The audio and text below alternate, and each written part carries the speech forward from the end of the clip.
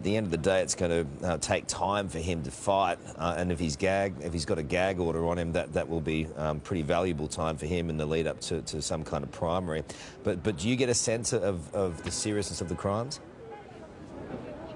Well, there'd been so much discussion, Carl, about the trivial nature of this. Out of all of the 4 criminal investigations looking into Donald Trump, this was considered to be the most trivial and the weakest of them all. Background for our audience, it does stem from hush money payments made to porn star Stormy Daniels in the lead up to the 2016 election.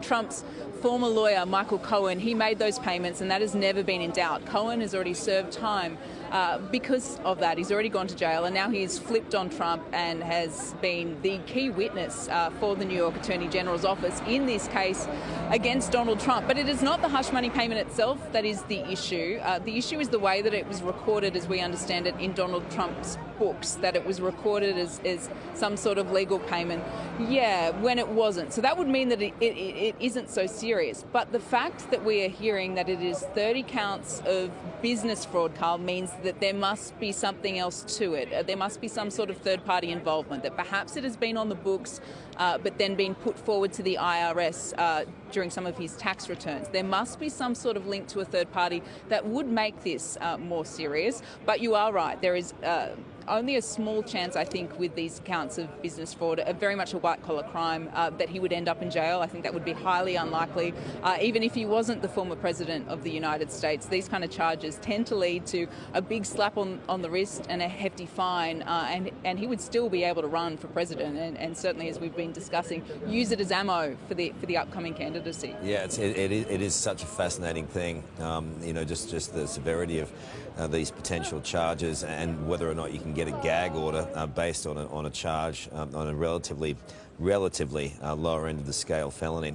We just saw a whole bunch of Secret Service come out the back of the plane into this cavalcade. You can see there, everyone.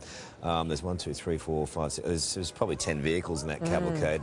We know it's a mix of Secret Service and his own personal security staff, as well as his personal staff and lawyers and advisors. A number of people there who will be with him. Obviously, like you said, his lawyers and his advisors. Yeah.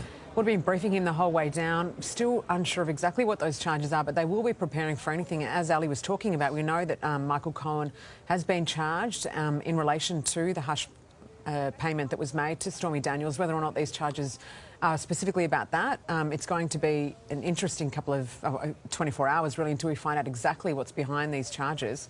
But certainly he will be prepared. He has been quiet, which is unlikely for a man like Donald Trump. It is kind of strange too. I guess it's a quirk of the American legal system, Ali, that you wouldn't know what the charges are. I mean, you would have thought that lawyers are talking with various legal departments to have some kind of idea.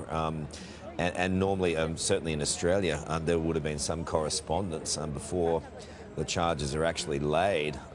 That's just the way things are done here. Is that just a quirk of the American legal system? Partly. I mean, Donald Trump's lawyers have been in discussion with the New York Attorney General's office. They have assisted them when they've been asked to. Interestingly, Carl, Donald Trump was asked if he wanted to appear before the grand jury a couple of weeks ago, which was the big signifier that things were going down, big things were about to happen. And he chose not to. I think had he fronted that grand jury, he probably would have gained more insight about the exact things that they were going after him for because of the line of questioning that he would have received. But he turned that down.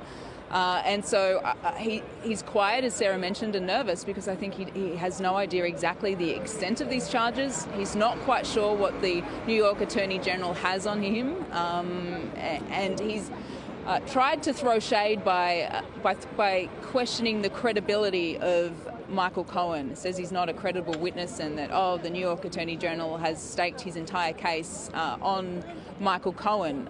But you would have to imagine that Alvin Bragg, he is a seasoned professional. He has prosecuted many, many criminals over the years, and you'd have to think that he would have more than just a key witness like Michael Cohen in his bag. He must have something else in his pocket. He must have a paper trail. He must have documentation, and he must have communications between Donald Trump and those in his orbit, Carl. Something like that. I mean, this is a hell of a big show for a minor felony, and you don't take on a former president every day. It's never been done. You want to be confident in what you've got on him. Well, and it's got to be serious enough to warrant this kind of show.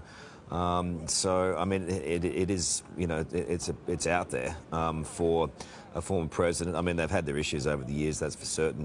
The American justice system and Donald Trump, and he's taken no back step in regards to taking them on. I think that we're going to see that again. I think that this kind of thing galvanizes Donald Trump. It's where he likes to be positioned, in the middle of chaos, like the ringleader, and to some of his big supporter bases.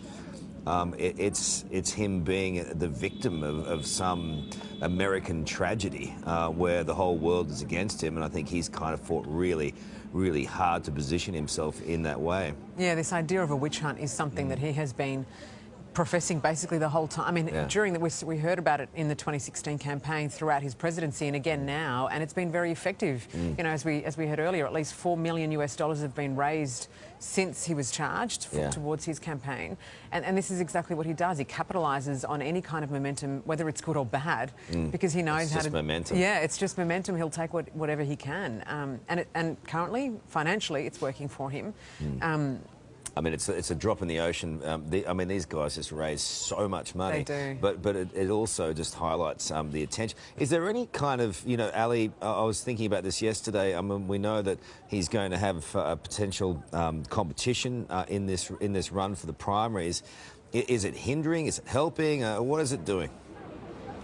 Oh, it's boosting Donald Trump's chances considerably, particularly since the announcement of the indictment late last week. We have had a couple of Republicans throw their hat into the ring. Nikki Haley, for one, Asa Hutchinson yesterday, and we are awaiting that perhaps the Florida Governor, Ron DeSantis, will throw his hat into the ring, and he would arguably be the strongest opposition to Donald Trump. But this has been big business and good business for Donald Trump. It has certainly rallied his base. We've seen some of his supporters very excited outside Mar-a-Lago and outside the golf course on the weekend, throwing their support behind him. As I mentioned earlier, there are a handful of protesters a little bit further down the road here. It's hard to see because the New York Police Department have done a pretty incredible job of blocking the view, the direct view of Trump Tower. But over the other side, there are protesters, and I'm not sure if we've got this queued up ready to go, but I did speak to a handful of them this morning, and if we've got it there, let's hear from them.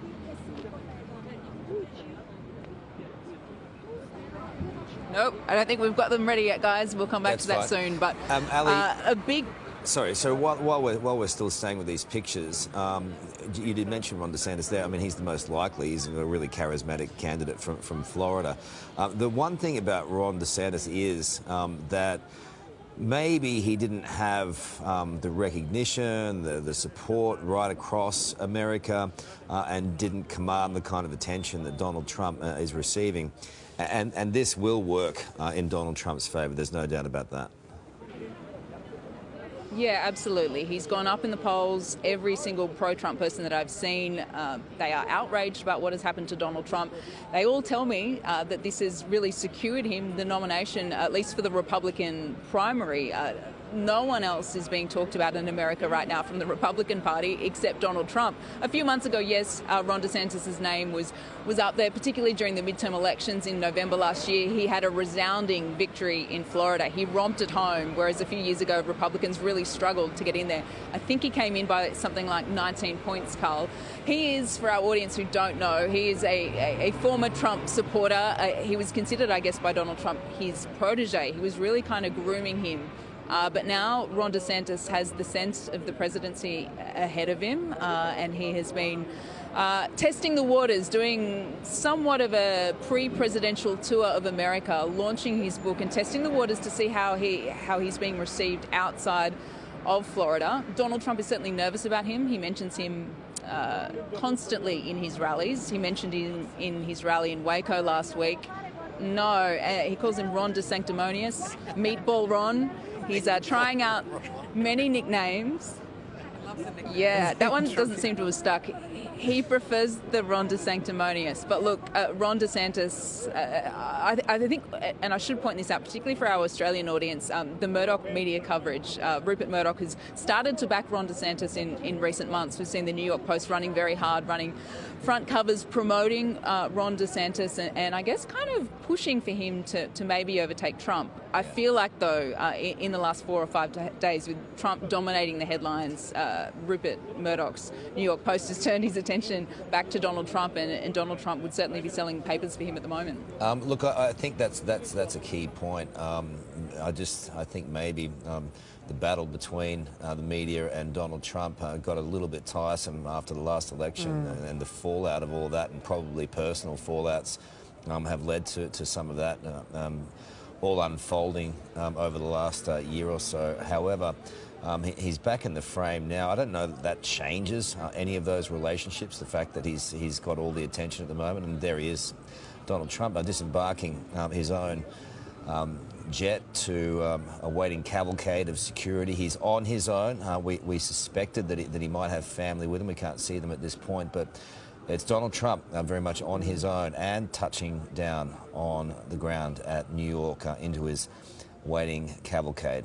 So the former US president is on the way into LaGuardia with that cavalcade. And just, Ali, back to the eventualities from here. So it'll be, what, a 45-minute drive in. And as we pointed out before, plenty of Australians have landed in LaGuardia, and it's taken a whole lot more than 45 minutes. Yes, the traffic can be hectic in New York, for sure. It helps if you're in one of those cavalcades. But just to update our viewers again on what the process is going to be from here. Okay, so we assume it'll take roughly between 35 and 45 minutes. As you mentioned, Carl, a Secret Service motorcade certainly does help you get from LaGuardia here to where I am on 5th Avenue.